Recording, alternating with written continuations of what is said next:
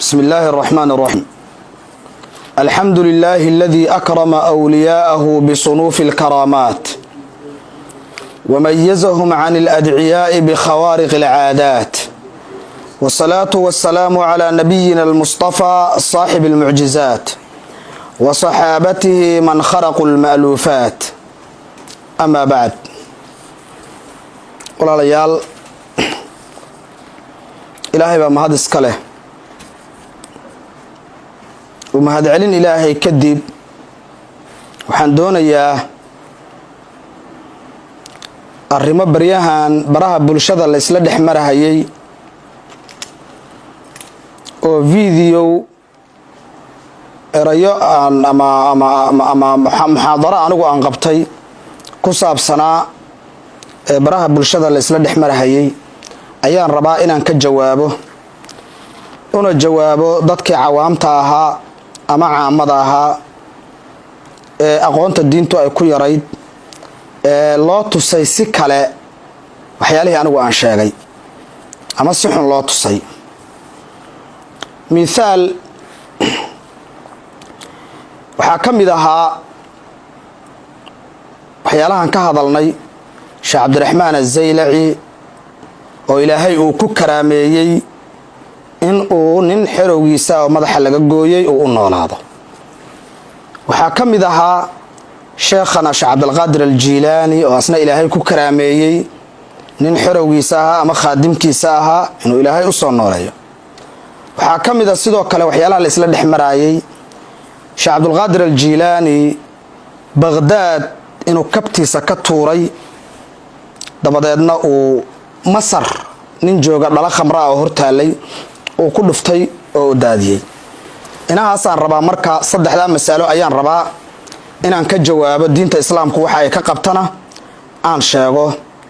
aayaad iyo axaadiisna aan kugu tusaaleeyo insha allahu tacaala.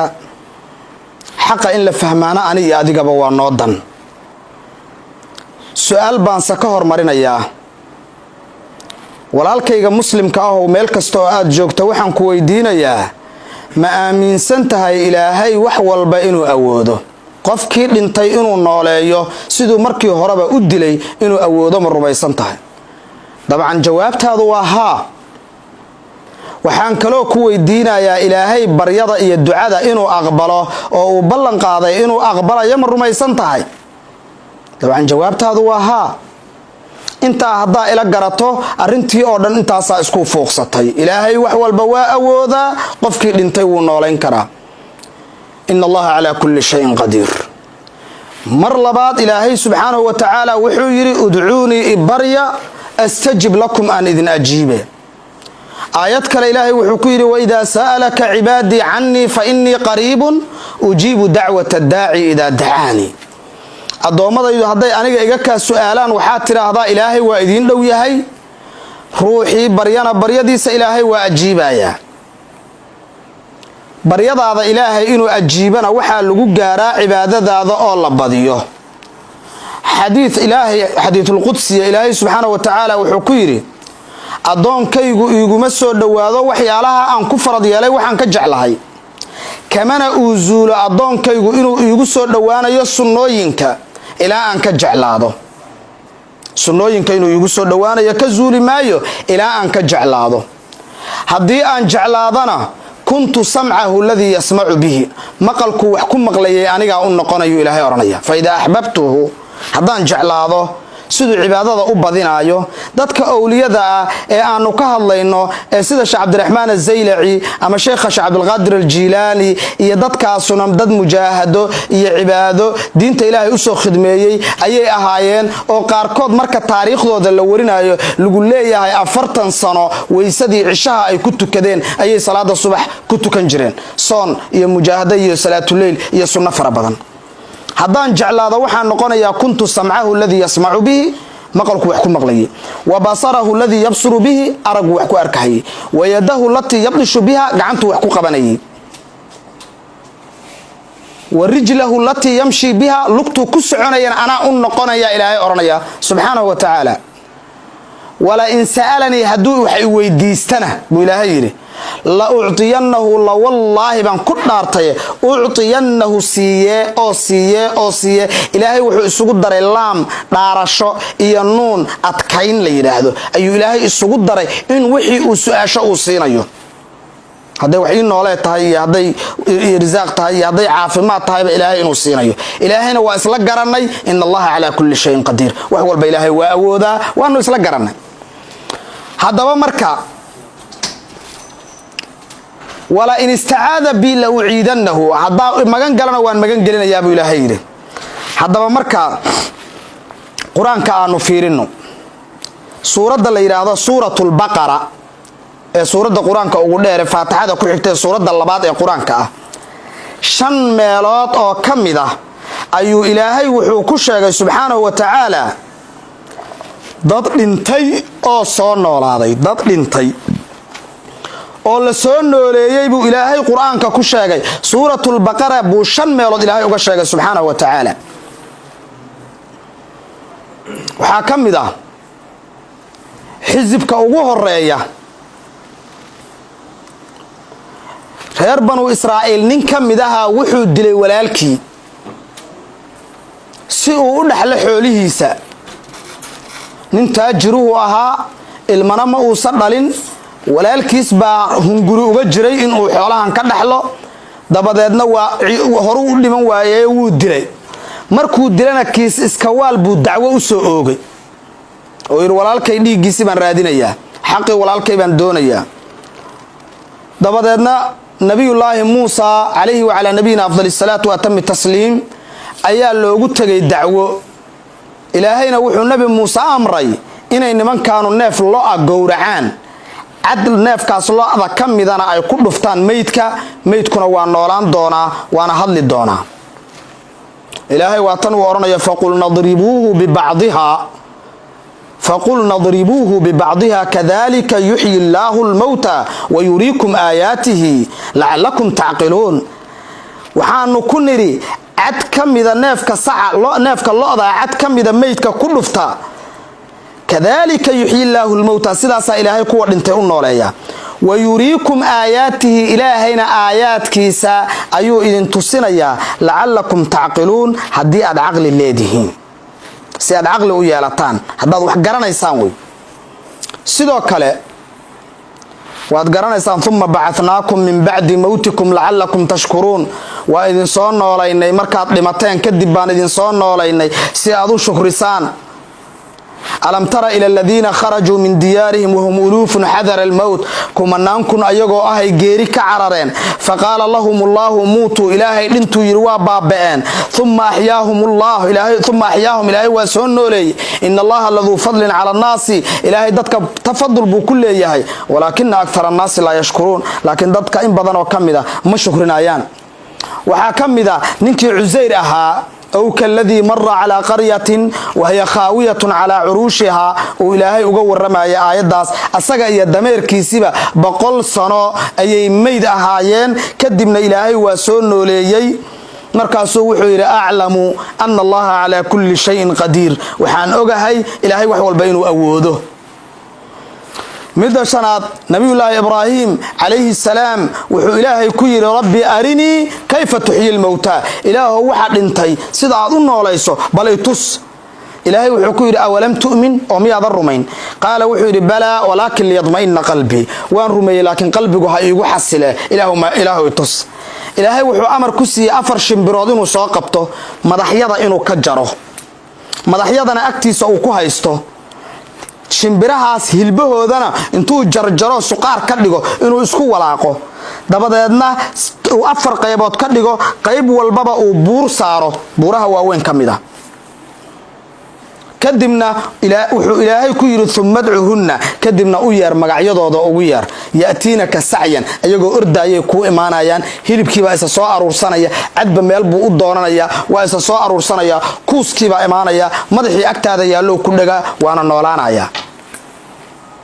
wa'lam anna allaha azizun hakim ogow ilaahay inuu yahay mid ciise iyo sharaf leh ko nabiyullaahi ciisa alayhi wa ala nabiyina afdalus salatu wa tammi tasliim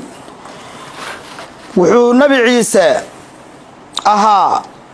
midkii yiri ilaahayna quraanka noogu sheegay anni akhluqu lakum min at-tin ka hay'ati at-tayr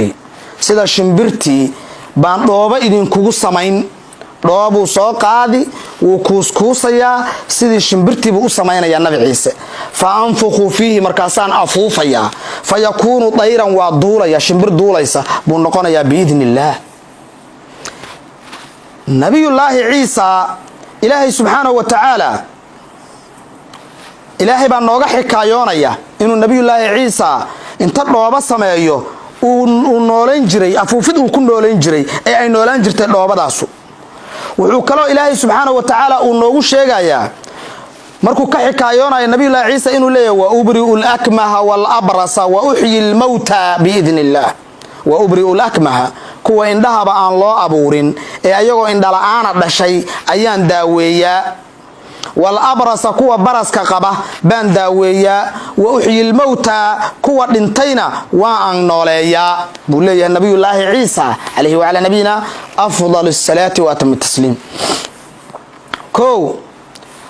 عليه وعلى نبينا أفضل الصلاة وأتم التسليم نبي الله عيسى أي سيداسنا أهيد dadka dhintay inuu nooleeyay hadaba meesha waxaad ka garatay horta in aysan mustaxiil ahayn cid dhimatay in la soo nooleeyo in aysan mustaxiil ahayn meeshaasaad ka garatay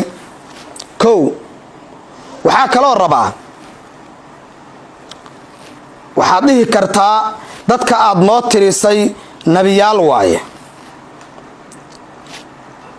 aduguna waxaad sheegtay Sheekh Cabdiraxmaan Az-Zaylaci oo Ilaahay ku karaameeyay inuu qof soo nooleeyo iyo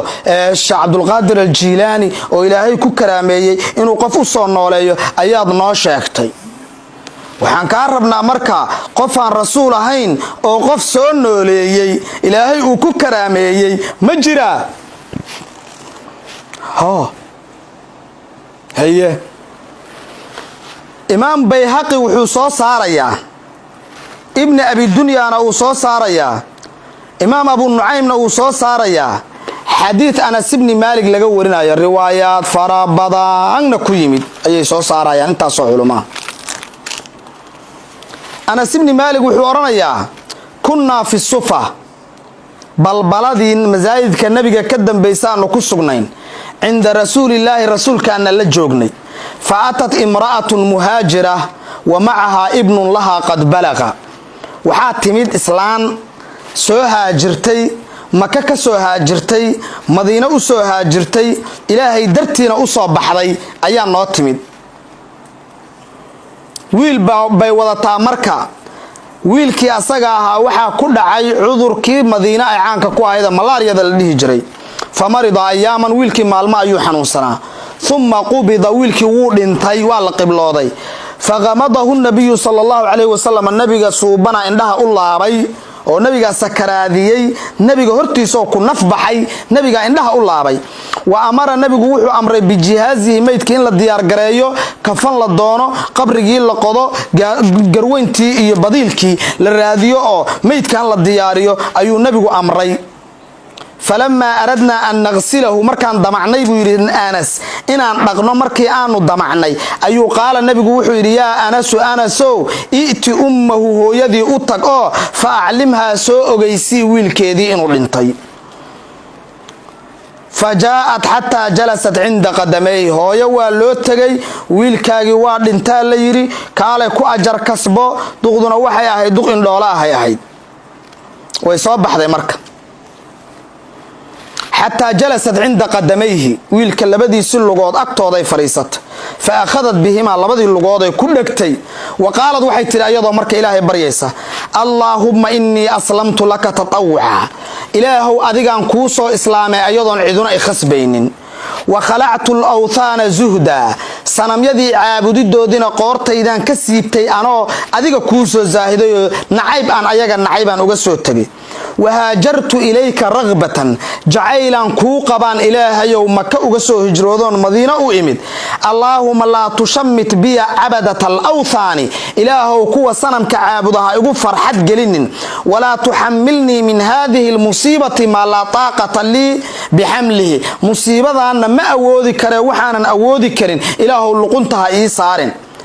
أنس بن مالك نبي محمد تاغن صحابة الرسول كتاغن أنس وحو يري فوالله ما نقض كلامها إسلامتي هو ياهيد هذا الكذي ما أيسن أمينين بويري حتى حرك قدميه إلى أولك لبض اللغات دقاجي أو ألقى الثوب عن وجهه مرضينا وجهه سوك قاضي وعاش ونولا أولك أسقاها حتى قبض الله رسوله إلى رسولك إلهي كرنته وحتى هلكت أمه إله هو يدي كحباله هو يدينا وكدوغو نبينا وكوفاده ننكي أسقاها وانولا مسلمين تي أنصارتا أيو كمدها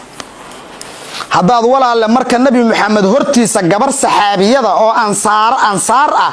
haday kitaabtii islaamka ku qoran tahay oo nabi maxamed marxaati ka yahay oo Anas ibn Malik uu warinayo inay wiilkeedii noolaysatay Sheikh Cabdiraxmaan Zeyli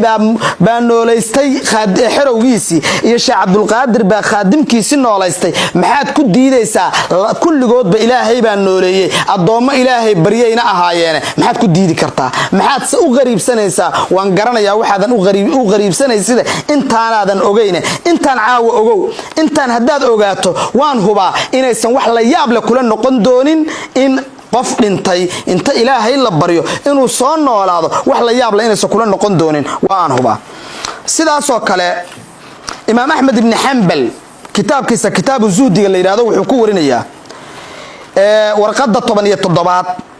ابن أبي شيبة كتاب كيسا مصنف كلا يراهدو جزء تضباط ورقدة بقول لحدا يا أفر وحيري نبينا عليه الصلاة والسلام بانوشا كينيا haddana waa ummadii nabi maxamed Soomaaliya intii hore ummadihii hore haddana ku sheegaya baldagayso wuxuu nabigu yiri sallallahu alayhi wa sallam kharajat ta'ifatun min bani israa'iila koox reer banu israa'iila ayaa baxday حتى أتوا مقبرة لهم من مقابرهم وحي تغين قبوره هودي كميدة ميل هاي دادك كو آسان جرين قبوره هودي اي دادك كو آسان جرين ميل كميدة هاي تغين ورهر بنو إسرائيل أغو رهر بنو إسرائيل يا أمد النبي محمد فضل بدن حداد إنه لهيد العلا كبدا أتشيغي ست صحابية وايه أصحابتي رسولك يا شيخ عبد القادر ما اسكم ميدا أصحابتي رسولك يا ودادكي Soomaaliga ahaayo عبد الرحمن زيلي يا ما اسكم ميدا haddaad indhihi lahaydna tana kaaga jawaabayso oo nabi maxamed baa wuxuu noo sheegayaa reer banu Israa'iil oo anagu aan ka fadli badannahay ilaa kuntum khayra ummatin ukhrijat linnaas baanahay reer banu Israa'iil oo anagu aan ka fadli badannahay baa israacay qubuurihi meeshii qubuuraha u ahayd bay tageen faqaaluu waxay yiraahdeen لو صلينا ركعتين ودعونا الله أن يخرج لنا رجلا ممن قد مات نسأله عن الموت ورنما يهو لبرك عدد أن تكنوا إلهي أنبرين قبورها قف إنه نوغا سو ساره نوغا ورما جيري يدبات هذا جيري من نقانا دكتور ما كم قلناه لبرك عدد أن تكنوا إلهي صحابة وهرسنوا قبورها دتك كجرا أو ميدتك ميد إنه إلهي نوسو ساره ونوب ميد كاسو نوغا ورمو أنه إلهي كبرنا يراهن نمكي رير بنو إسرائيل لبرك عدد تكدين وحي يراهدين قبورها أنا ميد كرمنا فبينما هم كذلك أيغو سداسة إذ أطلع رجل رأسه من قبر من تلك المقابر خلاصية نين مارين أيا قبر قبوره كم إذا مدح كلا صوبحي بين عينيه أثر السجود سجودنا أي كم وقته نهل عبادها بقبوره كصوبحي فقال وحيري يا هؤلاء ما أردتم إلي warkuwaanoo maxaad iga rabteen faqad mittu mundu 100 aamin hal qarni baan duuganahay hal qarni ka hor baan nimayahu soo dhintay geeri xaalkeeda hadaa rabtaana fama sakanat anni hararatul mauti geerida xaraaradeedii xanuunkii sakaraadka wali ima dayn buu yiri 100 sano aasanahay فما سكنت عني حرارة الموت حتى كان الآن إلى وقت كان حرارة يقولي جيريدة سكرات كذي وايهايا فدعوا الله اللي فدعوا الله اللي إلهي إيجابريا يعيدني كما كنت سيدي أناها إلهي هيعليين أثر كاثنا حديث كاثنا حديث صحيحة واي حتى الباني سلسلة أحاديث الصحيحة أي كسر رايا أو كسر صحيحنا كو وحاكله oo kamida dhacdooyinka noocaas oo kala ah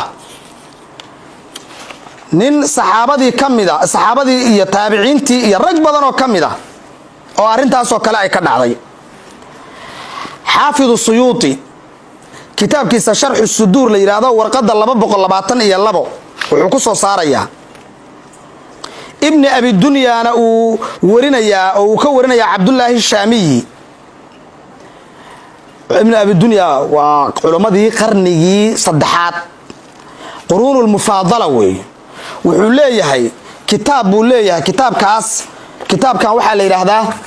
man aasha ba'da al-maut kitaabu man aasha ba'da al-maut kitaabkaas kitaabu man aasha ba'da al-maut baa la yiraahdaa. waxa iska leh sheekh la yiraahdo abi bakr abdullah ibn muhammad ibn ubayd ibn sufyan al-qurashi al-ma'ruf ibn abi dunya. sheekhaas wuxuu dhashay 208 hijriga nabi maxamed alayhi salatu wasalaam. saad garanayso waa nin salafu saalix ah. kitaabkiisana magaciisu waxa weeye man aasha ruuxii noolaaday ba'dal mawti markuu dhintay kadib. kitaabkaas oo dhan wuxuu ka hadlayaa dadkii markay dhinteen kadib noolaaday ama mucjizo nabi ha ku noolaadaano ama karaamo wali ha ku noolaadaane dadkii noolaaday buu kitaabkaas oo dhan ka waramaya. waana kitaab culimadii salafku ay qoreen ibn abi dunya uu qoray oo 1000 sano ka hor 1400 iyo ziyaado soo lagama joogo 1100 sano iyo abaf ba kitaabka isaga la qoray. waa gartay marka ibn abi dunya wuxuu abdullah shaami ka warinayaa wuxuu yiri ghazawna ruuma roomaankii baan la dagaalamaynay fa kharaja minna naasun yadlubuna athar al-aduw. dad marka ilaala ah ama raacda ah oo colkeennii muslimiinta ahaa aabaxeen u yiri fanfarada minhum rajulani laba nin oo ragii kamid ahaa goosan noqday oo dhinac u baxay. mid baa marka waramaya oo la soo nabad noqday labadii nin. midkii baa wuxuu leeyahay fa baynama nahnu kadhalika anagoo goosan ah id laqayna shaykhan min ar-rumi nin dagaalyahana oo oday rugcada ah oo roomaankii gaalada kamida aan shab isnaribi. faqala wuxuu yiri abrizu مبارزة يعيسو بحكرة هذا ركتهين فحملنا عليه نكي وان ويررمي فاقتتلنا ساعة عبار بان دقالمين وان دقاليها ننكو فقتل صاحب كيبو كوكسيي بير صاحب كي مركو كوكسيي ونكي صاحب كي أول انتي فرجعت أريد أصحابي وعربي مكانية حقاها وحكد ديي فبينما أنا راجع أنا سي أرديو قدالو سي السعودة إذا قلت لنفسي واسعنانتي نفتي إذا وحان السريبو يري ثكلتك أمك ورهو يدا وقي كويداي سبقني صاحبي إلى الجنة صاحب كي جنو إيقهر مري وأرجع أنا هاربا أنا أقول معرضيا أصحابتي دي ميان أولا بانيا فراجعت إليه نينكي بانو صلى الله عليه وسلم قال كاها سيان هدان أولا دقالما فضربته سيف بان كسو غناي بو يري واخذته وان لغفايو سيفتيدي بو اسكا خيري فحملني وا اسو ويراداي بو يريو حبدكانو اسغلينا غعنتان اسولا تغناي فضرب بي الارض عركو انت يقادو دولكا ugu dhuftay وجلس على صدري حبدكونا iga fariistay buu وتناول شيئا معه توري uu watay buuna la soo baxay buu liyaqtulani suu ii dilo oo uu igu bereeyo waana ugu fadhiyaa buu yiri ninki فجاء صاحبي المقتول ninkii saaxiibkay ahayo hadaayay la dilay oo madaxu ka go'naa oo xagga yaalay ameesha ka soo kacay biir fa akhadha bi sha'ri qafahu qadaadku ku dhagay biir tinta qadaadka ayuu ku dhagay fa alqaahu anni wuu iga riday buu yiri wa aanani ala qatli inaan diluna garab igu siiyay fa qatalnaahu jamii'an ana iyo meydkii baa ninkii wada dilnay biir وجعل صاحبي ميت كيبو وحو غدغلay بيري يمشي انه الى صعده او ويحدثني اي شاكينايو حتى انتهينا الى شجره الى ميل جيد له او هوس له انو ka gaarnay فانضجع مقتولا asagoo dilan ayu meesha saxday aw ba meyd buu ahaa ilaahay baa iigu nusreeyay waa ii soo noolaaday adawgii gowrici rabo iga lagday inta iga gadiyay buu madaxa ka gooyay kadibna waa ii soo sheekeeyo waa soo sagootiyay meel hoos le markuu yimidna waa iska dhacay buu yiri awal bayl meyd buu ahaa ya soo garan mays ibn abi dunya oo culamadii qarnigii saddexaad ah ayaa riwaayada warinaya ka waran walaal haye ko hadii ilaahay dankeeda leeyahay wiil yaro khayr allah siiyo kolley xaqdoon waye reer tiktoga baan arkahaya asaguna wuxuu yiri nabi maxamed calayhi salaatu wasalaam adeerkiis xamse baa hortiisa lagu dilay wuu u duceeyay ma uusan noolaysan markaasayna leeyihiin nin zaylici la yiraahdo baa nooleeyay wax walaalkay su'aal baan weydiinayaa walaalle ma waxaad rumaysan tahay ilaahay inuusan xamse nooleyn karin miyaad rumaysan tahay maya waa huba inaad rumaysnayn ma waxaad rumaysan tahay rasuulkaagi maxamed aha ee khayru khalqillaahi hadduu ilaahay saxaabada u hoorsan lahaa oo uu dhihi lahaa ilaahay oo adeerkay ii noole inaan loo nooleeyeen miyay kula tahay ayadana kula ma aha inta kaliya fahan nabi maxamed calayhi salaatu wasalaam adeerkiis shahiidnimo helay awalna waa la dhiman lahaa ilaahu ii soo noole maba uu sadhiin laakiin waa la huba hadduu ilaahay baryi lahaa dayaxaan ha la ii soo dejiyo ilaahay ka baryay hadduu ilaahay baryi lahaa waa loo soo nooleyn lahaa haddaba nabi maxamed calayhi salaatu wasalaam ma dhacda in wax loo nooleeyay asagana ilaa su'aashii wiilkaasaan rabaa inaan qanciyo walaalkay maadaama uu yiri nabi maxamed adeerkiis noolaysan lahaa nabi maxamed maba doonin inuu adeerkiis noolaysto ee nabi maxamed calayhi salaatu wasalaam dad iska daaye dad inta iska daysid wuxuu nooleeyay oo ilaahay ku karaameeyay mucjizo ilaahay uga dhigay dogob geed tiir ah oo waa hore la soo gooyay geedon awalba nooleyn oo geed ahaa oo awalba hadli jirin oo masaajidka tiirarkiisa kamid ahaa oo nabigu markuu khudbaynayo uu cuskan jiray baa markii nabiga minbar loo sameeyay baa geedkii baa ooyay wuxuuna u ooyay jacayl uu nabiga u qabo waa noolaaday geedkii nabigu geedkii buu la sheekaystay ayadoo saxaabadii masaajidka buuxaan sidii cunug yar oo hooyadii ay hab siisay buu nabigu geedkii hab u siiyay saxaabaduna waxay yiraahdeen waxaan maqlaynay geedkiiyo sida ilmuhu markay hooyadood hab siiso say u ooyayaan oo inta u sii dhimaya sii dhahaya baanu maqlaynay saxaabadu leeyihiin ridwaanullaahi ta'ala calayhim كو نبي نصوبا صلى الله عليه وآله وسلم حديث كعب بن مالك وحان نبي اللون لي ناف لقلي كلب كيسلا جرجري داري لغو قري قرب كمده بالسمي وربورك او فرسو قرب كمده بالسمي ونبي اللون سمي ناف وين ما هي وهل قرب مركزو garabkii baa noolaado nabiga la hadloo yiri nabi allow islaantaas yahuuda hebla la yiraahdo ay soo sumaysay hay cunin marka nabiga garab nabiga uu noolaaday oo dagob u noolaaday adeer macaana adeerkiis ma u noolaan waaye ma yawiyan badooninba ilaahay buusan ba weydiisanba xadiithu kacab ibn malik radiyallahu anhu qala wuxuu yiri sallallahu alayhi wa sallam lil mar'a nabigu naagtiibu wuxuu ku yiri هل سممتي هذه الشاتي نارداني ما سميسي قبري قالت waxay tiri man akhbaraki oo yaa ku sheegay qaal nabigu wuxuu yiri hada al'azm laftana ii sheegtay yiri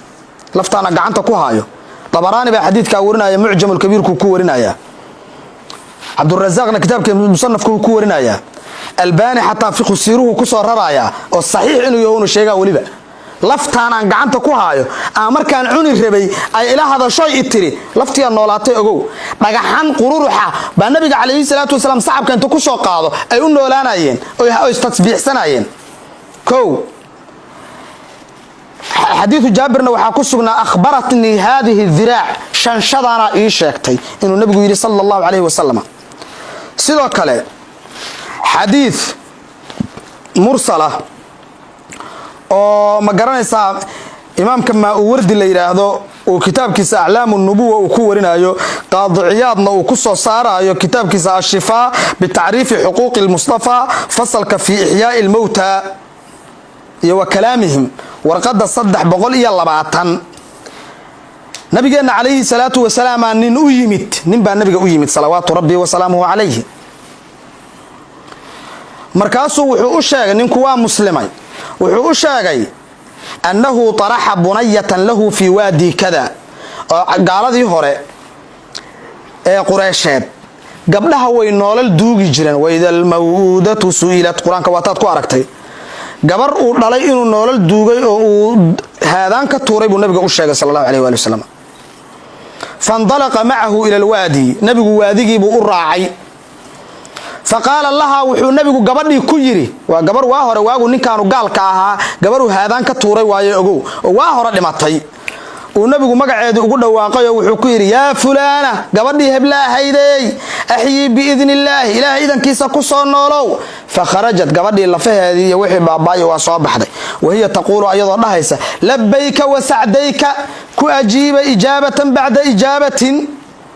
فقال الله مركزو قبضي وحكير النبي إن أبويك قد أسلما هو يضع يا أبها وإسلامين فإن أحببت أن أردك عليهما haddaad jeceshahay inaan kuu celiyo hooyada iyo aabaha waan kuu celinayaa hadda way muslimiin hadda kuma duugayaan kuma dilayaan diinkii baa reebay in gabdhaha la duugo marka maandhay hadda ilaahay idankii ku soo noolaatay hooyada iyo aabaha haddaad jeceshahay inaan kuu celiyo waan kuu celinayaa قالت waxay tiri gabadhii yarayd la haajata li fiihima hooyo iyo aaba hadda uma baahni faqad wajadtu allaha khayran li minhuma ilaah iiga khayr badan labadooda ilaah iiga macaan iiga khayr badan ayaan helayo hadda labadoodii uma baahni soo garan mays nabigu kaleey salaatu wasalaam marka waa taaso dogobkiina waa nooleeyay garabkiina waa nooleeyay qururuxii waa nooleeyay wixii la oran jiray Allahumma salli wa sallim ala sayyidina Muhammadin gabadhaasna waa taasa way u noolaatay oo nabigu magaceedibu ugu dhawaaqay way soo noolaatay adeerkiisna adeer wuu nooleyn karay haduu alla bari lahaaye wuusan ba ilaahay bariyin maxaa jira ninkii qataada la dhihi jiray meesha Hamza uu ku dhimanayo soo dagaal Hamza kuma dhiman qataadana ish halkaas falaaro inta uga soo dhacday ishaan banaanka soo dhigtay qataada ishii asagoo gacanta ku wata oo nabiga ula yimid sallallahu alayhi wa alihi wasallam markaasuu yiri nabi Allah mar dhawaan aroos ka soo baxay gabadhii haday aragto anoo ildho qoralana wareer waaye ishaydina waa tanaasaan waaye nabigu wuxuu yiri ma iska sabartidood ajar kasbatidood aakhiro wuxuu yiri sabarka jannana waa rabaa ishaana in la igu celiyo meesheedii waa rabaa nabigu ishii meesheedii buu ugu celiyay فكانت أحسن عينيه لبديس إندود مدي ugu wanaaga badnayd ayay noqoto xataa mid kale haduu daaf ku dhaco midii nabigu uu meesha ku celiyay daaf kuma dhici jirin ishaanba meeshu ku celiyay Hamzana haduu garabka soo qaban lahaa adeer soo kac uu dhihi lahaa uu soo kici lahaa ee uu yan badhiin ba nabigu kaleey salaatu wasalaam ko ragii mujaahidiinta ahaa ee salafka ahaa ama taabiciinta ahaa waxa kamid ahaa rag ayagoo dagaalamaya fardihii ay ka dhinteen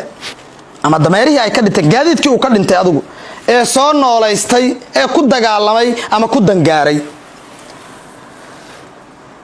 Imam al-Bayhaqi wuxuu soo saarayaa kitaabkiisa dalaa'ilka baabu ma jaa fil mujahidi fi sabilillahi alladhi ba'atha himarahu ba'da ma nafaqa ayuu baabaystay wuxuu u baab yahay buu yiri mujaahidkii ilaahay dartii u dagaalamayay ee dameerkiisi noolaystay markuu dameerkii ka baqtiyay kadib an abi sabura an-nakhai waxa laga wariyay qaala wuxuu yiri aqbala rajulun min al-yamani nin baa yaman ka yimid yaman buu ka soo socdaalay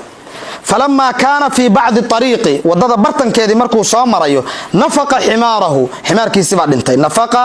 waxa dhintay himaruhu dameerkiisi faqama waa istaago fatawadda waa weysaysto thumma salla rak'atayn kadib la laba rak'adood buu tukaday thumma qala wuxuu yiri allahumma inni ji'tu min ad-dathina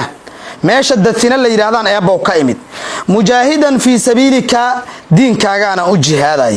wabtigaa mardatika rilahaagana dalbay wa ana ashhadu waxana marxaati ka ahay annaka tuhyi al-mauta wixii dhintay inaad noolayso wa tab'ath man fi al-qubur quburaha waxa ku jira dadka ku jirana aad banaanka u soo saarto ee ilaahayow la taj'al li ahadin alayya al-yawma minna maanta cidnayay abaal ugu sheeganin oo maalintii dameerku ka dhintay annaga ku soo qaadnay iyo annaga alaabta ku soo qaadnay cidna ilaahayow yeesan maanta igu abaal sheeganin adlubu ilayka waxaan ka dalbayaa an tab'atha li himari ina dameerkayga ii soo noolayso فقام الحمار دميركي واستاغي ينفض اذنيه اسقو دغه دقدقاجنيا هذا اسناد صحيح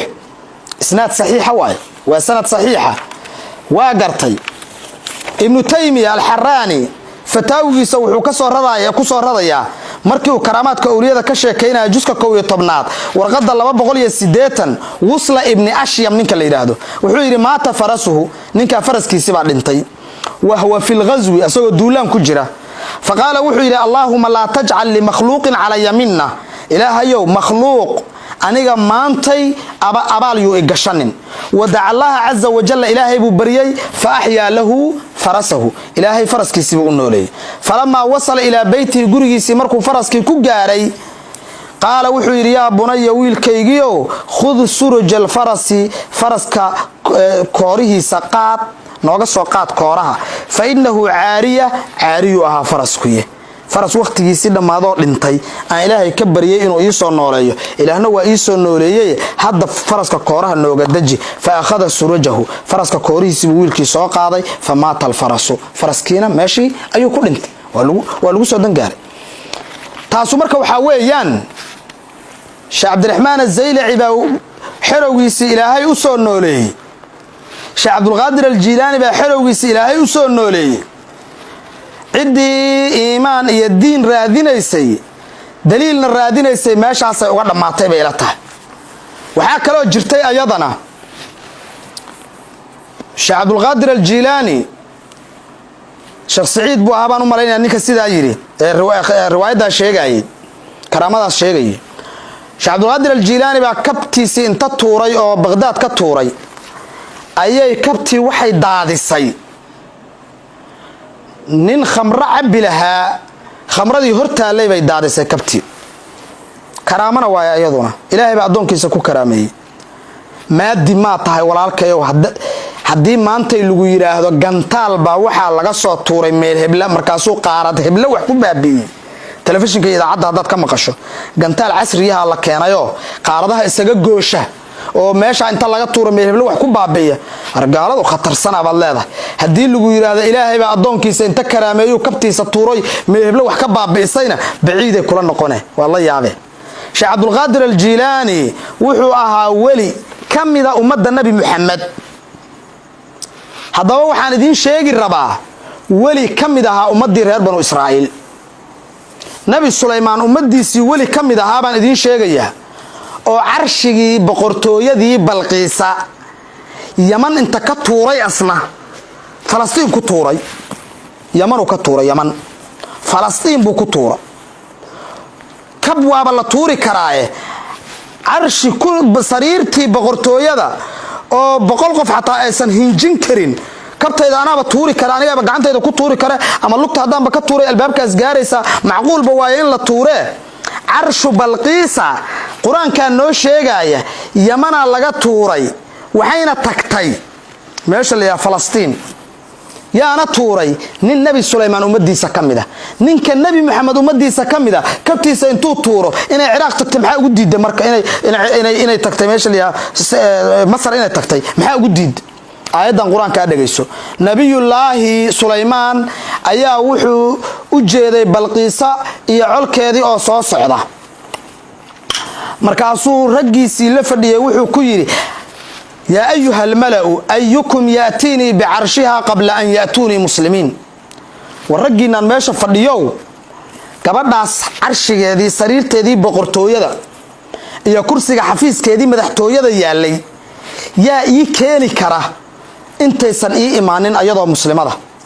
qaala cifriitun min aljinni cifriit jinniga ka mida wuxuu yidhi ana aatiika bihi qabla an taquuma min maqaamika wa innii calayhi laqawiyun amiin anigaa kuu keenaya intaadan meesha ka kicin aniguna waxaan ahay mid xoog loo aamin ku amaana bal u fiirsa warkaas ninkaana nebi sulaymaanna subaxdii meesha yimaada 6 saac oo xafiiska ka kacaa dabcan marka ilaa gelinka hore bay igu qaadanaysaa xoogna waan leeyahay waan soo qaadi karaa cifriid waa jinni aaminna waan ahayoo jawharta iyo dahabka iyo waxa kursigaas ku dhegdhegan ee quruxda u ah hunguri igama gelaayo oo ma fuqfuqsanaayo igu aamina nabi sulaymaan wuxuu yidhi boorkoodii baa soo baxaya waa kuwaas waa muuqdaan intaysa soo gaarin baana rabaa in la keeno sariirtii boqortooyadeeda iyo qolkeeda alaabtii taallay maxay taa waxaad sheegi maanta 6 saac maxaa la sugi colkaas soo socdaan rabaaya qaala alladii cindahu cilmun min alkitaabi nin ismullaahi alacdamka yaqaanay aasif ibni barkhiya ay mufasiriintu ku sheegaan oo weli ilaahay ahaa oo wasiirkii nabi sulaymaan ahaa wuxuu yidhi ana aatiika bihi anaa kuu keenaya aniga baa kuu keenaya qabla an yartadda ilayka tarfuka kor fiiri intaadan hoos soo fiirinna kor soo fiiri hoos soo fiiri bas waayade waa ilmilicsi intaysan ishaadu saa dhihin anaa kuu keenaya intee laga keeni rabaa yaman intee la keeni rabaa falastiin la keeni rabaa meeqaana lagu keeni rabaa ilmilicsi aayad quraan waayaday waa aayad quraana ninka keeni rabaana waa reer banu israa'iil oo ummadda nabi maxamed ka fadli badan sheekh abdul qaadir iyo aasif waxa fadli badan sheekh abdul qaadir jilaani aayad quraana ku sheegayso oo ummadda nabi maxamed inay ummadaha ugu fadli badan tahay ahadiis iyo aayadtii bad ku tahay aasif ibn barkhiya oo nabi suleymaan ummadiisii ahaa arshigii balqiisa yamanow ilmilicsi uga qaaday ilmilicsi buuna ku geeyay falastiin sheekh abdul qaadirna inuu khamradii saa loo hayo kabtiisa inta ka tuuro ciraaq uu masar ku dhufto maxaad ugu diidan tahay hay'adan hadda rumaysan tahay cidda waxa samaynaysa horta waa ilaahay oo ku karaameynaysa waligaan ilaahay ee ilaahay uu ballan qaaday ee uu yiri hadduu sunnada badiyo oo uu wardiga badiyo oo quraan akhriska badiyo oo aan ka raali noqdo oo aan jeclaado wax alla wuxuu doonaan siinaya wax alla wuxuu doono ayaan siinaya oo ilaahay yiri ibn taymiya xadiiثu soo qaadanayo ama atarka uu soo qaadanayo waxa kamid ah ilaahay inuu xadiithul qudsi ku oranayo yaa abdi ana allah adoonkaygiyo anigu ilaahay baan ahay aqulu lishay kun shayga waxaan ku iraahdaa ahaw fayakun waana ahaada ahaw kaliyu ku ahaada adicni iyo adec adigu iyo adec haddaad baari ii noqoto ajcalka waxaan ka yeelayaa taqulu inaad u tiraahdo lishay shayga kun ahaw oo fayakun uu ahaado bal fiiri waa athar xadiithul qudsiya ee culimada islaamku ay soo rarayaan taasna marka meeshaasay ku xirantay arshi inta la egba hadii laga tuuray meeshaas waa dareemi kartaa kab in laga tuuri karo meeshaas waxa kamid ahaa waxyaalaha qariibka laga dhigay sheekh abdul qaadir al-jilaani baa wuxuu yiri muriidkayga ama khaadimkaygii markii uu dhintay malakumowd baan la qabsaday weelkii uu nafta ku waday ii dhig baa muriidkayga ma qariibsanaysaa ma la yaabaysaa muxaadaradeeda naftirkeeda ku jirta jinnigu waa adoomo insiguna waa adoomo malaa'igtuna waa adoomo wayna dagaali karaan way isqabsan karaan ilaahay cid ilaaha ma jirto malaa'igtu ilaahay ma aha nabiyaashu ilaahay ma aha mu'miniintu ilaah ma aha jinnigu ilaah ma aha ilaahay waa waahidul ahad ka awooda oo dhan asagu iska leh intaan kale adoomadiisa waay marka malakumowd hadii lala qabsaday oo wali ilaahay oo kaashif ah oo la qabsaday naftii uu waday habaciidsanin maxaa yeelay Bukhari iyo Muslim baa waxa ku sugan nabigeena suuban inuu nooga sheekeeyay malakumowd oo inta feer lagu dhuftay ishaan la fujiyay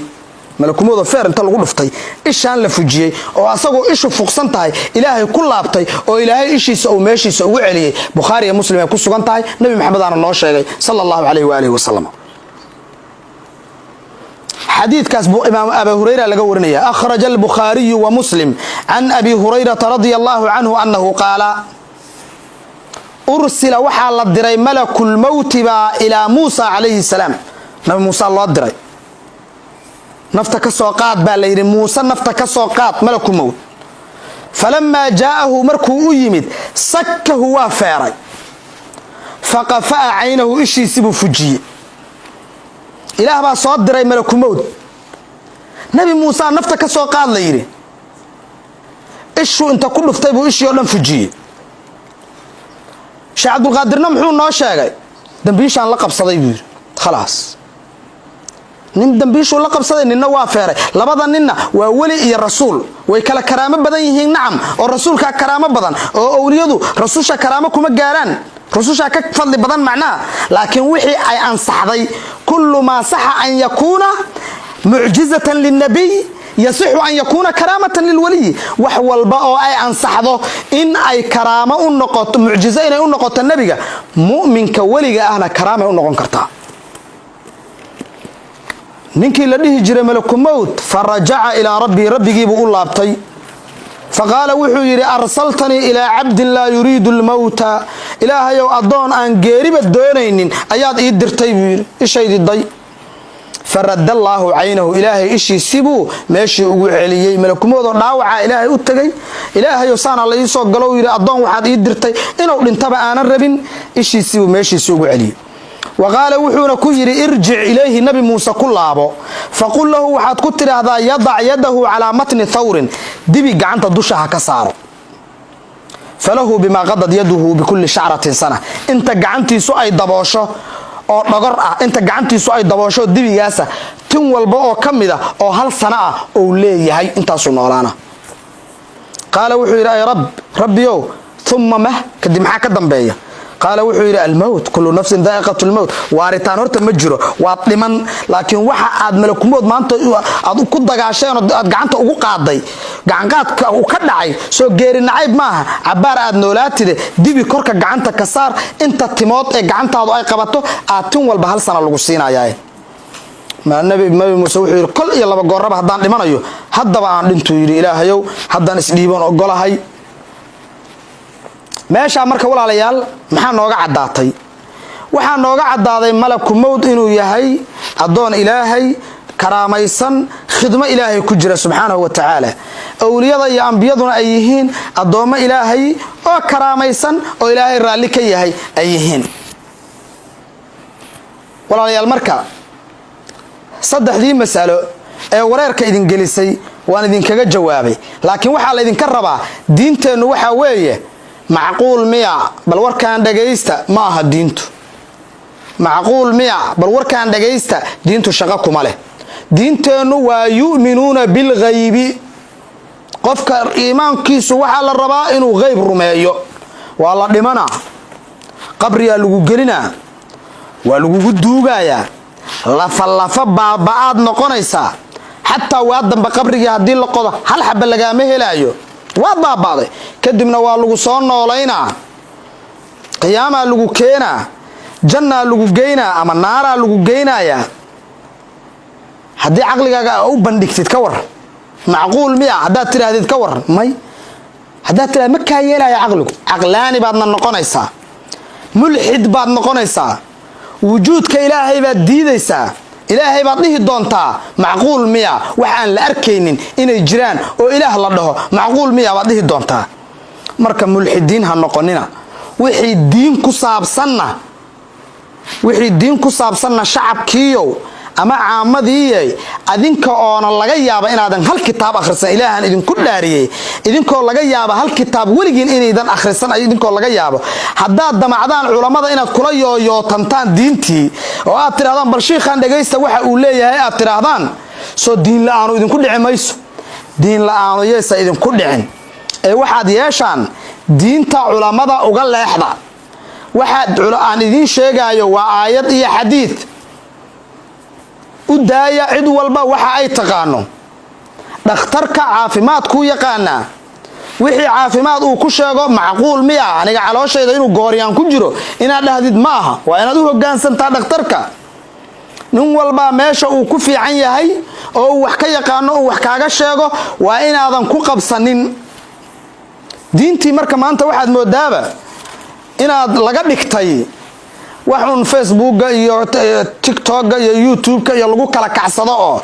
in laga dhigtay baad moodaa war wuxuu waa diinkaagi waa iimaankaagi waa aakhiradaadi waa rabbil xariirkaagi waa wixii ilaahay kaaga raali noqonayay waa waxaad adoon ku ahayd haddaad baashaali meelaha kale ku baashaal laakiin ilaahay iyo rasuulkiisa iyo awliyadiisa iyo kitaabkiisa iyo sunnadiisa iyo ha ku baashaalin ha is aakhira seejinin adduunya bariya yar waay maalmo yar baa adduunya la joogaya ha is aakhira seejinin wax badan oo aad YouTube ku kala kacsataa badan Facebook-gaaga wax badan oo uga raadsato share iyo comment iyo like aad uga raadsataa badan iska daa wixii diin ku saabsan culimadu ayagu ha ka wada hadlaan hadda inta mas'aladaas ay meelaha mutadaawil ku ahayd oo ay wareegaysay hal nin culimo oo ka hadlay ma aragteen oo radinahay oo diidan maya ninkii culimo waa yaqaana waa ogyahay waxaanu inay madaraso walba ha ahaado waa ogyahay waxaanu inay ila anigaaba waxaan leeyahay waxa aad la yaabantahay ruuxadood dib u dhageyso waxyaalaha ilaahay ku karaameeyay baan leeyahay ilaahay baa iska leh in allaha ala kulli shay'in qadir ilaahayna wax walba waa awooda marka ikhwaani fillah intaas aan warkay ku soo gabagabeynaya waxaana codsanayaa dadkii kii hore buunbuuniyay ee qaadqaaday ee sheergareeyay ee wadwaday ee beejajkooda soo dhigay ee uu ka mid yahay Jahweyn Media uu ka mid yahay waxaan ka codsanayaa tanna inay qaadaan tanna inay qaadaan axaadiistan iyo aayaadkan iyo adiladan inay qaadaan oo bulshadii ay shakiga galiyeen ay u gudbiyaan wabillahi tawfiiq wassalaamu calaykum waraxmatullaahi wabarakaatuh